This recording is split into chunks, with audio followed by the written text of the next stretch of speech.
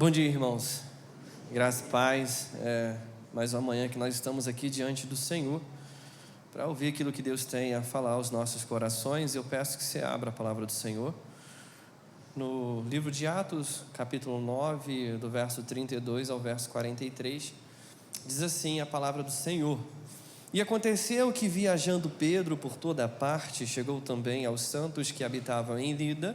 Encontrou ali certo homem chamado Enéas, que havia 8 anos estava deitado numa cama, pois era paralítico. E Pedro lhe disse: Enéas, Jesus Cristo te cura. Levanta-te e arruma a tua cama. E ele logo se levantou. E viram-no todos os que habitavam em Lida e Sarona, os quais se converteram ao Senhor. Havia em Jope uma discípula chamada Tábita, que traduzido quer dizer Dorcas. Ela fazia muitas boas obras e dava esmolas. E aconteceu naqueles dias que ela adoeceu e morreu. E tendo lavado o corpo, colocaram-na num quarto na parte superior da casa. Como Lida era perto de Jope, quando os discípulos souberam que Pedro estava ali, enviaram-lhe 2 homens, pedindo-lhe: não te demores em vir até nós. Pedro levantou-se e foi com eles. Quando chegou, levaram-no ao quarto de cima, e todas as viúvas o cercaram, chorando, mostrando-lhes as roupas e vestidos que Dorcas fizera enquanto estava com elas. Depois de fazer sair a todos, Pedro pôs-se de joelho e orou. E voltando-se para o corpo, disse: Tábita, levanta-te. Ela abriu os olhos e, vendo Pedro, sentou-se. Ele lhe deu a mão, levantou-a e, chamando os santos e as viúvas, apresentou-a viva. E esse acontecimento se tornou conhecido em toda Jope, e muitos creram no Senhor. Pedro ficou muitos dias em Jope, na casa de um curtidor de peles chamado Simão. Nós estamos dando então continuidade a essa série de mensagens, e hoje nós estaremos falando sobre 2 cidades. E quando olhamos para o livro de Atos dos Apóstolos, movimento é a palavra que vai descrever aquilo que o Espírito Santo está fazendo o tempo todo. Nós percebemos o tempo todo, em locais diferentes, e seguidas vezes o Espírito Santo então fazendo obras maravilhosas. Eu gostaria de que você caminhasse comigo nessas 2 cidades. A primeira cidade, chamada Lida, era uma cidade de passagem, gente indo e vindo. Eu imagino a Presidente Vargas, 5 horas da tarde, gente indo para todos os lados, aquele caos, carro passando, mas naquele caminho ali existia uma pessoa, um homem paralítico. Ele não podia se mover, ele estava preso por conta das suas limitações físicas. Na outra cidade, chamada Jope, uma cidade já à beira-mar, cheiro de sal, barulho das ondas, já a brisa no final da tarde. 2 cidades diferentes, mas na cidade de Jope, uma casa onde o silêncio estava, uma pessoa que era discípulo do Senhor Jesus, morta, o luto naquela casa. 2 cidades diferentes, 2 histórias diferentes, mas algo em comum: o Senhor Jesus passando por essas 2 cidades. E percebemos de fato que o Senhor Jesus não visita só templos, mas o Senhor visita as nossas vidas. Ele visita casas, quartos e histórias. E eu gostaria de caminhar com vocês nessas 2 cidades. A primeira cidade, Lida, para entendermos esse movimento que estava acontecendo na igreja, no texto anterior nós percebemos então que a igreja passava por um momento de paz. Lembra que o perseguidor, Saulo, aquele que matava, perseguia, prendia cristão, agora era propagador do evangelho. Então, tudo estava em paz. As oposições haviam diminuído, quase cessado. Então acontece esse movimento por intermédio do Espírito Santo, levando esses discípulos a irem de cidade em cidade, comunicando o evangelho, pregando a palavra do Senhor. E Lida e Jope eram cidades muito próximas, nós podemos dizer assim, Rio de Janeiro e Niterói. Era 17 quilômetros de distância de uma cidade para outra. E o interessante é que essa cidade, quando Pedro chega, já existiam pessoas convertidas, irmãos em Cristo, naquela cidade. E foi a cidade que foi evangelizada provavelmente pelo Filipe, não o pastor Filipe, o diácono Filipe. Ele passou por ali, evangelizou aquela cidade, os santos começaram a se reunir ali. Então Pedro, quando ele chega naquela cidade, já existia já um grupo de cristãos ali, e ele se depara então com uma pessoa com suas limitações físicas, com a sua história marcada por uma derrota, por uma dificuldade. E o interessante é que quando Pedro ele entra nessa cidade e ele encontra então essa pessoa chamada Ananias, ele só fala uma coisa para ele. Eu fico maravilhado quando eu olho para esse texto e percebo que Pedro não pergunta: você quer ser curado? Qual é o seu desejo? O que eu posso fazer por você? Pedro simplesmente olha para ele e diz: Jesus Cristo te cura. Exatamente isso. E após essa fala, ele toma o leito dele e ele vai embora. E o interessante é que essa afirmativa de Pedro é uma afirmativa que nós acreditamos. Se eu te perguntar: você acredita que Jesus Cristo te cura? Você vai dizer: sim, eu acredito. Nós acreditamos. É uma verdade que é indiscutível entre aqueles que confessam a Cristo Jesus como o único e suficiente Salvador. Mas a pergunta que fica é: será que no nosso dia a dia, na nossa caminhada, essa é uma verdade que de fato nós aplicamos na nossa vida? Será que quando nós estamos diante de situações adversas, coisas que às vezes aos nossos olhos não tem solução, nós acreditamos que Jesus Cristo é suficiente?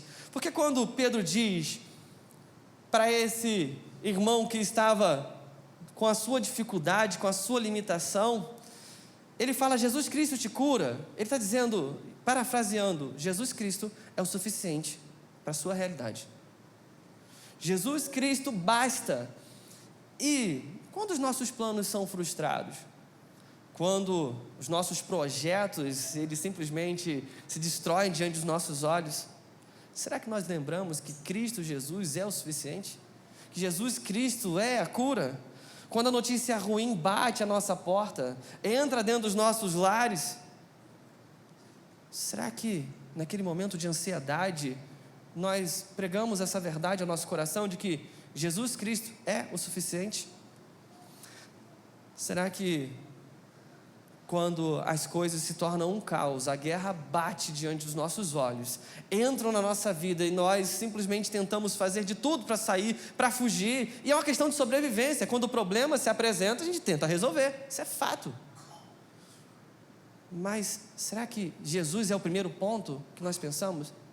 Jesus é suficiente, Ele é a cura.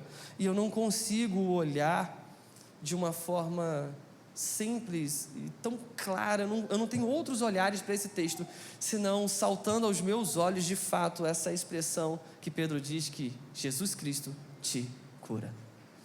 Nós precisamos de acreditar nessa verdade, nós precisamos de acreditar que Jesus Cristo é o suficiente. E eu gostaria de fazer você imaginar um pouco comigo uma pequena história, né, de um relojoeiro em Londres. E ele está ali no seu dia a dia de trabalho, um dia de trabalho conforme o outro. E chega então uma pessoa e leva para ele um relógio para poder ele consertar, mas o relógio estava totalmente destruído. Porque essa pessoa tentou consertar o relógio depois de um tombo e o estágio final foi extremamente pior do que se ele tivesse pego aquele relógio do jeito que caiu e levasse. E aí o relojoeiro, após horas e horas de trabalho para consertar aquele relógio, ele diz que o maior dano não foi a queda, mas foi as mãos erradas tentando consertar o que não sabia. Interessante que essa história me fez lembrar um tio que eu tive e hoje já dorme no Senhor. Ele era o cara que ele tentava consertar a bicicleta dele e ele sempre acabava destruindo a bicicleta. Todas as vezes que eu passava na rua, o muro da casa era baixo e eu via ele na garagem mexendo naquela bicicleta, eu já passava rindo, e minha tia já sabia que eu ia brincar com ele. E o final do dia, a bicicleta estava em um estágio deplorável, às vezes era um pneu furado e ela terminava com a corrente estragada e eu não conseguia entender aquilo. Às vezes era uma regulagem do freio, e quando eu chegava a bicicleta estava toda desmontável, ele arrancava a roda, ele arrancava tudo e depois ele não conseguia montar e ele tinha que levar para alguém consertar. E ele passou a vida dele toda fazendo isso. E quando ele mexia na bicicleta que ele me via, ele já sabia que eu ia brincar com ele. No final do dia, sempre passava por lá para poder brincar com eles. E aí, resolveu? E aí ele passou a vida dele toda tentando consertar aquela bicicleta, sabe? E ele comprou uma bicicleta nova, e eu falei, agora isso vai acabar, ele não vai mais mexer na bicicleta. Ele conseguiu estragar a bicicleta nova, tentando regular o freio. Ele era esse cara. Igual a ele, nós somos também. Quantas vezes na nossa vida nós passamos a vida toda tentando consertar coisas com ferramentas erradas, e somente Jesus Cristo tem a solução. Passamos, isso acontece. E nós precisamos de entender que a primeira coisa que o Senhor Jesus conserta na nossa vida e cura na nossa vida é a marca do pecado, porque nós outrora andávamos mortos em nossos delitos e pecados. A nossa vida era guiada pelo pecado, as nossas decisões eram levadas com base no pecado, mas Ele nos transporta do reino das trevas para o reino do Seu Filho. E isso muda a nossa perspectiva de vida, isso muda a nossa forma de agir, pensar e lidar com tudo à nossa volta. Mas nós somos pessoas teimosas, a gente tenta consertar as coisas o tempo todo. Se o nosso relacionamento com alguma pessoa se destrói, nós sempre pensamos que podemos fazer alguma coisa para resolver aquilo dali. Não, porque se eu agir de uma outra forma, eu vou ter um resultado diferente. Isso é básico. Quando nós precisamos de fato de entender que às vezes nós não temos a ferramenta para resolver aquele problema relacional. E quem vai ter? Jesus Cristo. Ele é a cura para tudo na nossa vida. Nós precisamos entender que os relacionamentos que são machucados por conta do pecado, eles só serão resolvidos aos pés da cruz. Nós não temos a solução que Jesus tem. Nós não conseguimos amar de forma plena por nós mesmos. Isso não está em nós. Isso está no Senhor Jesus. E quando acreditamos nessa pequena afirmativa de que Jesus Cristo te cura, que Jesus Cristo é suficiente, então Ele é suficiente para os nossos relacionamentos, Ele é suficiente nos nossos sonhos frustrados, Ele é suficiente no nosso casamento, porque às vezes nosso casamento, a nossa família não vai na direção que nós queríamos. E nós pensamos, tá, mas se eu começar a ter uma postura diferente, ou falar coisas diferentes, ou visitar locais diferentes, vai resolver. E você tenta fazer isso. E você fica mais frustrado, porque não resolve. E aí você vai então aos pés da cruz. E aí então você tem a solução. Porque aos pés da cruz nós aprendemos a amar de forma plena. Nós aprendemos a perdoar de forma plena. Nós aprendemos a cuidar de forma plena. A misericórdia habita no nosso coração. A graça faz parte do nosso dia a dia. Mas continuamente nós tentamos resolver e o resultado sempre será pior. Ah, mas então eu não tenho ferramentas que o Senhor pode me dar? Sim, mas o pressuposto é, se você estiver indo sempre a Cristo, para que todas as coisas na sua vida se ajustem, elas irão se ajustar, ou o Senhor vai lhe dar sabedoria para atravessar aquela situação. Nós precisamos de acreditar, de fato, que Jesus Cristo é a nossa cura. Jesus Cristo vai curar as nossas frustrações, porque às vezes não era a vontade dele para a nossa vida. Então Ele vai deixar de forma clara ao nosso coração que Ele tem um outro caminho, tem uma outra direção. Jesus Cristo cura a nossa visão de mundo, e não só cura a nossa visão de mundo, mas cura a forma com que nós vamos lidar com todas as coisas e as nossas ações. Sim, nós precisamos de aplicar isso no nosso coração. Nós precisamos de pregar essa verdade, dia após dia. O mais importante, quando Pedro entra naquela cidade, não é de fato simplesmente um paralítico ser curado, mas é o nome do Senhor ser glorificado através disso, e outras pessoas se converterem vendo o agir do Senhor. Na segunda cidade que nós vamos entrar agora, a cidade chamada Jope. E essa cidade é uma cidade extremamente conhecida, porque nessa cidade acontece uma das histórias clássicas infantis, que é Jonas. É a cidade onde Jonas vai, ao invés de ir para Nínive, ele pega o navio e vai para Tarsis. Ele tenta fugir da presença do Senhor. Então, nessa cidade, tinha ali uma pessoa chamado Dorcas. E o interessante é que eu fico impactado e eu acho muito lindo como Lucas, ele faz questão de dizer que ela era uma discípula. É maravilhoso isso. Ele faz questão de dizer, olha, ela acreditava no Senhor Jesus, seguia o Senhor Jesus e fazia dos outros também discípulos do Senhor Jesus. A vida dela era extremamente relevante naquela cidade. Ela não era simplesmente uma costureira, ela era alguém que vivia uma vida para a glória de Deus. E quando Pedro chega ali, através do chamado dos discípulos, irmãos em Cristo, entendiam que Pedro poderia, de alguma forma, ajudá-los naquela situação difícil que eles estavam vivendo. Ele chega então, Dorcas já estava morta, e todos ali esperando um milagre acontecer. Pedro então pede que todos saiam, e aí ele tem um momento com o Senhor, ele se ajoelha diante daquele que pode, diante daquele que é suficiente, diante daquele que certamente é a solução para tudo aquilo que nós precisamos. E aí, o milagre acontece, o Senhor Jesus ressuscita então aquela discípula, o nome dele é glorificado, e mais uma vez, pessoas se convertem, mais uma vez, aquela obra que o Senhor havia acabado de fazer por intermédio de Pedro, glorifica o nome dele e o reino continua avançando. E o interessante é que essa ênfase de Lucas, de que ela era discípula de Jesus, mexe com o nosso coração e nos faz pensar, se a nossa existência cessasse hoje, qual seria o legado que nós deixaríamos? Como lembrariam de nós? Será que falariam que nós somos discípulos do Senhor Jesus? Morreu Michel. E quem é o Michel? Cara, discípulo do Senhor Jesus.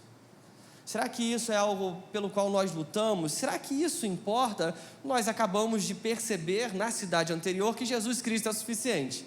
E aí a pergunta que fica é, de fato Jesus Cristo é o suficiente? Jesus Cristo é de fato a cura que eu preciso? As respostas que eu estou buscando? Será que o que nós lutamos, desgastamos a nossa vida, tem como o propósito final glorificar o Senhor Jesus? Nós precisamos de pensar sobre isso, porque quando a gente olha para essa segunda cidade, a coisa que é mais importante, que mais salta aos nossos olhos, é que ser discípulo de Jesus deve ser a nossa marca. E eu achei interessante o hino que acabou de ser cantado.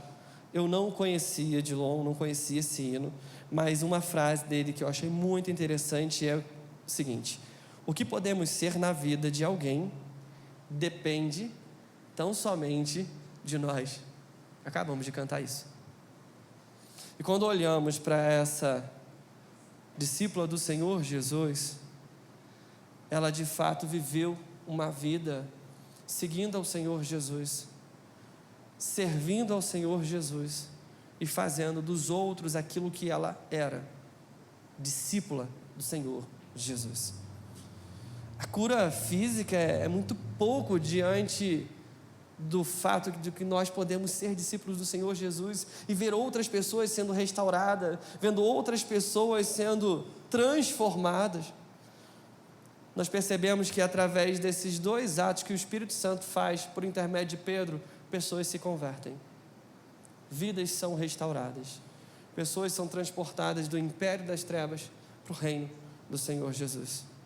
Nós precisamos, de fato, ser discípulo do Senhor Jesus em tudo aquilo que nós fazemos. E ser discípulo do Senhor Jesus é aprender com o Senhor Jesus, servir ao Senhor Jesus e transmitir essa fé a outros, ou seja, trazer outros também para servir ao Senhor Jesus. E o interessante, quando nós de fato descobrimos e somos chamados para viver essa verdade do Evangelho, todas as vezes que você descobre alguma promoção ou alguma coisa que é muito barato, ou que você fala assim, olha, é oportunidade única de comprar isso, porque o preço está bom e o custo-benefício é excelente, geralmente você lembra de alguém e você fala, olha, passei em tal lugar, sabe aquele produto? Olha, o preço está excelente. Cara, você não pode deixar de comprar. Olha, livros, grupo de livros que tem, às vezes rola. Olha, cara, esse livro entrou em promoção agora na Amazon. Corre lá, e você corre e já acabou a promoção. mas você lembra de alguém, ou alguém lembra de você. Mas quando falamos do Senhor Jesus, que é algo maravilhoso, é algo que nós não conseguimos mensurar, a verdade do Evangelho transforma a vida, restaura pessoas, e às vezes nós pegamos essa verdade e colocamos dentro da gaveta do nosso coração e não transmitimos a ninguém. E aí nós acabamos de cantar, de fato, que o que podemos ser na vida de alguém depende tão somente de nós. Ser discípulo do Senhor Jesus é o melhor que nós podemos fazer e ser nessa terra. Nós precisamos, de fato, na nossa caminhada profissional, fazer para a glória de Deus e deixar de forma clara para os outros de que nós somos discípulos do Senhor Jesus e que Jesus Cristo, de fato, é a cura. E se Jesus é a cura, eu sou discípulo dele. E se eu sou discípulo dele, eu vou tentar a minha vida toda fazer dos outros também discípulos do Senhor Jesus. Que outros provem essa verdade e esse amor que eu estou provando. Na nossa caminhada familiar, nós podemos, juntos, ir em direção ao Senhor Jesus, um cuidando do outro, ensinando, sendo então discípulos de Cristo. Nos nossos momentos de diversões, nós podemos também ser discípulos de Jesus nesse momento.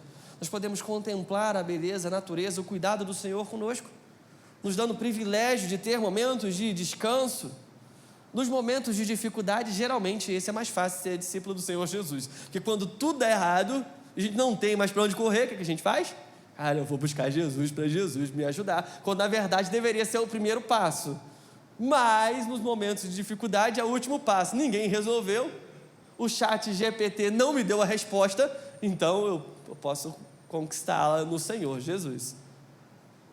Mas nós podemos ser discípulos do Senhor Jesus em todos os momentos, perto de casa, mas também longe de casa. Quando as pessoas estão vendo, mas também quando ninguém está vendo.